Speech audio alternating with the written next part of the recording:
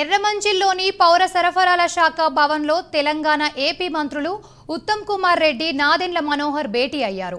వినియోగదారులకు మేలు రకమైన బియ్యం అందుబాటు ధరలో ఉండాలనేదే తమ ఉద్దేశమని నాదెండ్ల మనోహర్ చెప్పారు.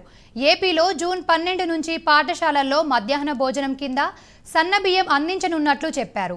ఇరు రాష్ట్రాల మధ్య సత్సంబంధాలు ఉండాలని, ఆస్తులు బదిలీ కావాల్సి ఉందన్నారు.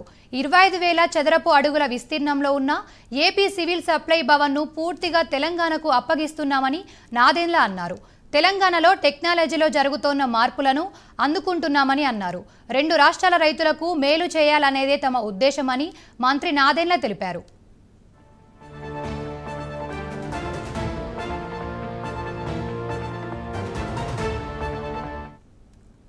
నాదెండ్ల ఆధ్వర్యంలోనే ఉమ్మడి ఏపీలో తెలంగాణ బిల్లు పాస్ అయిందని తెలంగాణ మంత్రి ఉత్తమ్ కుమార్ రెడ్డి గుర్తు చేశారు. ఆ క్రెడిట్ అప్పటి స్పీకర్గా ఉన్న నాదెండ్లకే ఇవ్వాలన్నారు. ఇరు రాష్ట్రాల పౌర సరఫరా విధానాలు, ఉపయోగించే టెక్నాలజీ గురించి చర్చ జరిగిందన్నారు. అంత రాష్ట్రాల మధ్య ధాన్యం అక్రమ రవాణా కట్టడి గురించి మాట్లాడామని, ఆస్తుల బదిలీపై కూడా చర్చించామన్నారు.